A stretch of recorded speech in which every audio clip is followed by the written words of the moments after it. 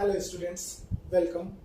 आज के इस वीडियो में हम लोग जिस चैप्टर के बारे में डिस्कस करने जा रहे हैं उस चैप्टर का नाम है बैंकिंग।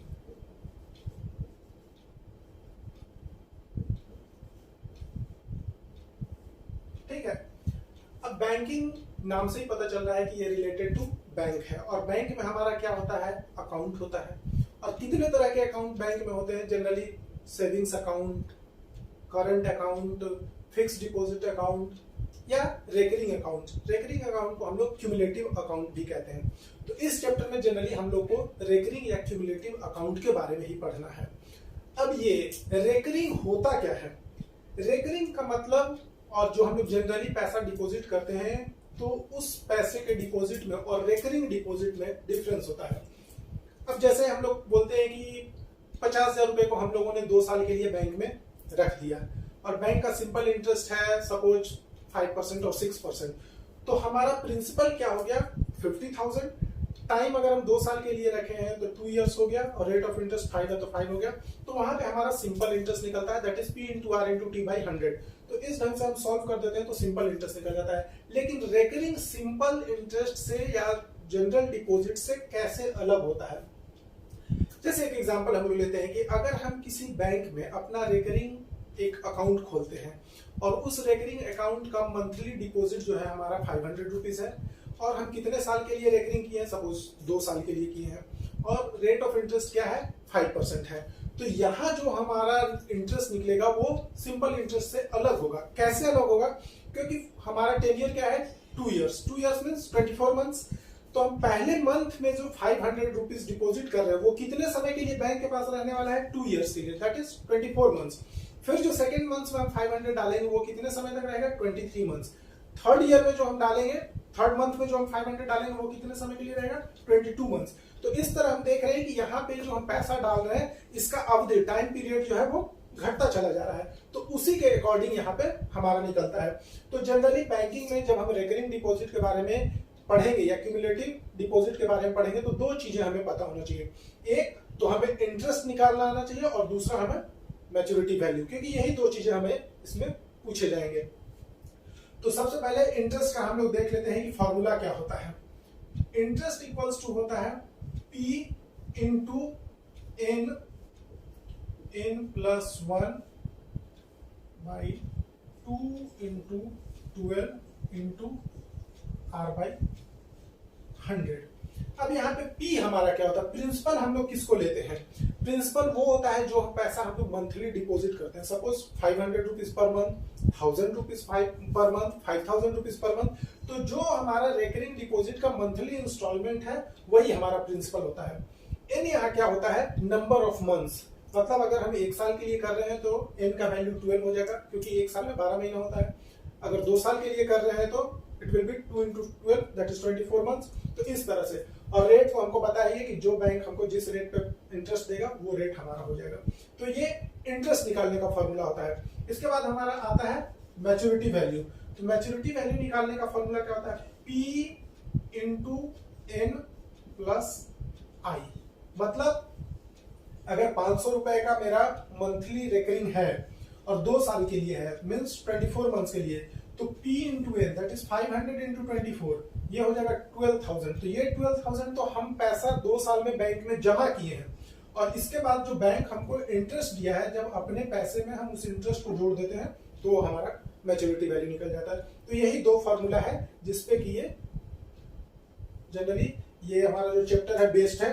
अब ये फॉर्मूला हो गया, लेकिन इस फॉर्मूला से बेस्ड हम लोग कुछ एग्जांपल करके देख लेते हैं, तब ये कंसेप्ट हमारा पूरा तरह से क्लियर हो जाएगा।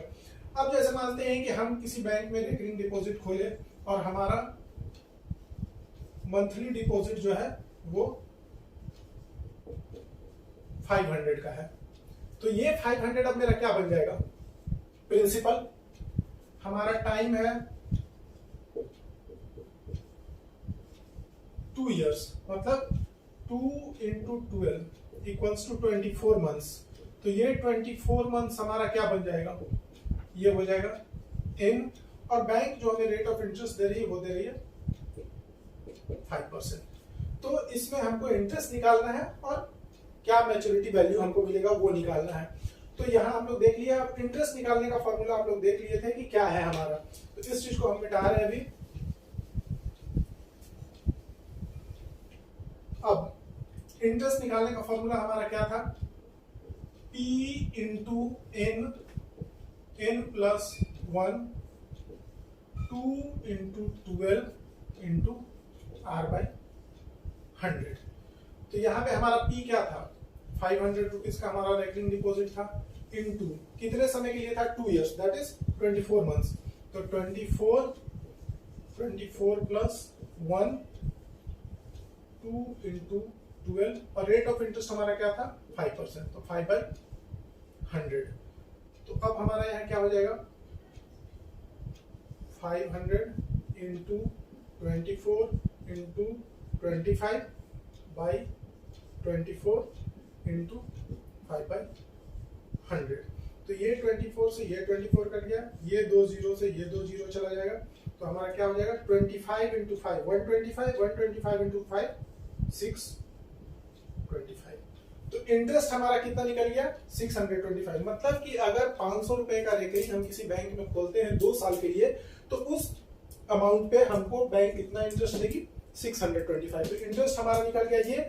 अब 2 साल के बाद जो पैसा हमको मिलेगा, मतलब जो हमारा मैच्योरिटी वैल्यू होगा वो कितना होगा, तो मैच्योरिटी इंटरेस्ट हम लोगों ने देख लिया, अब मैच्योरिटी वैल्यू भी देख लेते हैं। तो मैच्योरिटी वैल्यू हमारा क्या हो जाएगा, P इंटू एन प्लस आई। P मीन्स जो हमारा मंथली रेकरिंग डिपॉजिट होता है, तो ये हमारा था 500। N means number of months, तो हम लोगों ने 2 साल के लिए रेकरिंग खोला था, तो 2 साल means 24 months plus interest. Interest हमारा कितना निकला था 625। तो 500 इंटू 24 12,000 प्लस 625, 12,625। मतलब कि अगर किसी बैंक में हम 500 रुपए का रिकरिंग डिपॉजिट खोलते हैं 2 साल के लिए, तो हमारा इंटरेस्ट कितना आएगा 625, और हमारा मैच्योरिटी वैल्यू कितना आएगा 12,625। क्योंकि 12,000 तो हम लोगों ने डिपॉजिट किया है, 500 पर मंथ करके 24 महीना अगर हम जमा किए तो 12,000 रुपए हमारा पैसा हो गया जो हम जमा किए, और उसमें 625 रुपीज जो इंटरेस्ट है वो ऐड होकर हमको मिलेगा, वही कहलाता है मैच्योरिटी वैल्यू। तो इसमें हम लोगों ने इंटरेस्ट कैसे निकालते हैं वो भी देख लिया, मैच्योरिटी वैल्यू कैसे निकालते हैं वो भी देख लिया। अब जरूरी नहीं है कि क्वेश्चन इसी ढंग से है, बेस्ड यही रहेगा, लेकिन इसमें कुछ और भी निकालने के लिए दे सकता है। अब एक एग्जांपल के द्वारा हम लोग समझते हैं। जैसे कि एक एग्जांपल लेते हैं, से मिस्टर रजत कोई है जो 500 रुपीज का रेकरिंग डिपॉजिट किसी बैंक में लेते हैं, और उनका टाइम क्या है 4 years, means 4 into 12 equals to 48 months के लिए।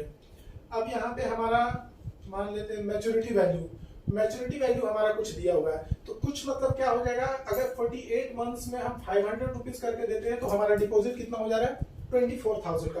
तो जाहिर सी बात है कि अगर 5% या 10% या जो भी है उस हिसाब से अगर बैंक हमको इंटरेस्ट देती तो हमारा मैच्योरिटी वैल्यू क्या होता है इस 24,000 से बड़ा ही होता है। तो हम लोग एक मैच्योरिटी वैल्यू यहाँ पे ले लेते हैं, से ₹28,410, ये हमारा मैच्योरिटी वैल्यू है।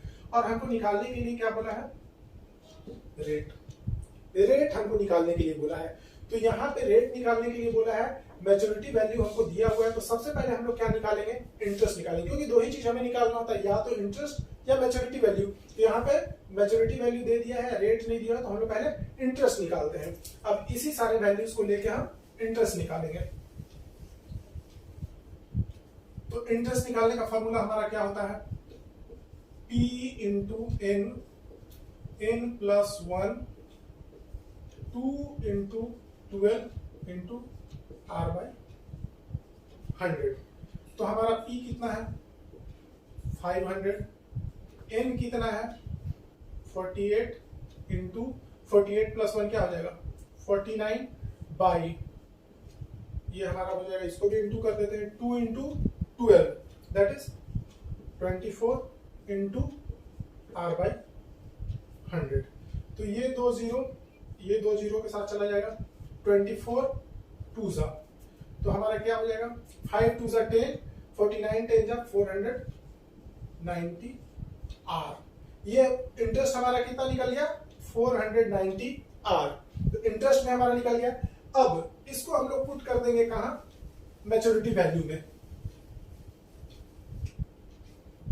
तो मैच्योरिटी वैल्यू का फॉर्मूला हमारा क्या होता है P इंटू एन प्लस आई। तो हम लोगों ने देखा था कि मैच्योरिटी वैल्यू हमारा कितना था 28,410, प्रिंसिपल हमारा था 500, टेन्योर हमारा क्या था 48 मंथ्स और इंटरेस्ट हमारा क्या था 490 आर। ये हमारा था। तो अब 28,410 इक्वल्स टू 48 इंटू 500 कितना हो जाएगा 24,000 प्लस 490 आर। तो 28,410 और ये इधर आके क्या हो जाएगा माइनस 24,000 इक्वल्स टू 490 आर। अब 28,410 में से ये जाएगा तो क्या हो जाएगा 4,410 और इससे अलग होके 490 कहां जाएगा यहां जाएगा इक्वल्स टू आर। अब 9 9 जाए 81 कैरी 9 तो मतलब ये 9 बार में कट जा रहा है। तो देयरफॉर आर इक्वल्स टू क्या निकला हमारा 9%। तो हम लोगों ने क्या देखा, एक तो हमारा निकालने का फॉर्मूला हुआ इंटरेस्ट कैसे निकालते हैं वो देख लिए, मैच्योरिटी वैल्यू कैसे निकालते हैं वो देख लिए, जो हमारा मंथली इंस्टॉलमेंट है, जो मंथली रेकरिंग डिपॉजिट है वो हमारा हो जाता है प्रिंसिपल। कितने मंथ्स के लिए, ईयर जो दिया जाएगा उसको हम लोग मंथ्स में कन्वर्ट करेंगे और एन क्या हो जाएगा उस मंथ्स का वैल्यू हो जाएगा। उसमें जो हमारा इंटरेस्ट है ऐड कर देते हैं तो मैच्योरिटी वैल्यू निकल जाता है। इंटरेस्ट निकालने का फॉर्मूला क्या होता है P into n, n plus 1 by 2 into 12 into r by 100, जो कि अभी हम लोगों ने इंटरेस्ट निकालना भी सीख लिया। तो अगर हमारे पास प्रिंसिपल दिया रहे, एन का वैल्यू दिया रहे, आर का वैल्यू दिया रहे, तो हम लोग आसानी से इंटरेस्ट और मैच्योरिटी वैल्यू निकाल सकते हैं। लेकिन अगर मैच्योरिटी वैल्यू दिया हुआ है, एन का वैल्यू दिया हुआ है, हमारे पास P भी है मंथली डिपॉजिट, तो आर अगर निकालने बोल दिया तो हम लोग कैसे निकालेंगे, तो ये भी हम लोगों ने यहाँ पे देख लिया।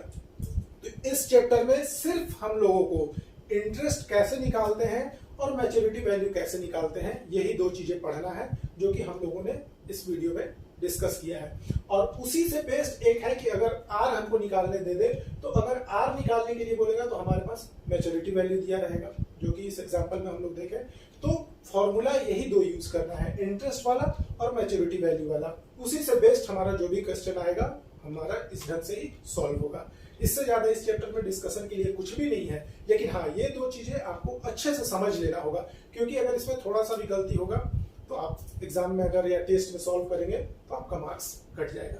तो इसलिए इस दोनों चीज को बहुत अच्छे ढंग से पहले इस वीडियो में देख के समझिए। एक बार में नहीं समझ में आए, 2 बार देखिए, फिर खुद से इससे बेस्ट कोई अपने से वैल्यू लेके इस तरह के 2 4 5 सम्स को सॉल्व करिए। और जब आपको लगने लगे कि हाँ अब ये हमको बिल्कुल अच्छे से आ गया है, तब आप भी इसमें अपने आप को इतना पारंगत कर लेंगे, इतना मास्टर बन जाएंगे कि इस तरह के सम्स आएंगे तो गलती का गुंजाइश बिल्कुल भी नहीं जाएगा। तो उम्मीद करते हैं कि इस वीडियो में आप लोग को बैंकिंग का जो 2 चीज है, that is interest and maturity value, ये दोनों कैसे निकालते हैं समझ में आ गया होगा। ठीक है, अगले वीडियो में कुछ और टॉपिक्स के साथ हम लोग मिलेंगे। Till then, good bye.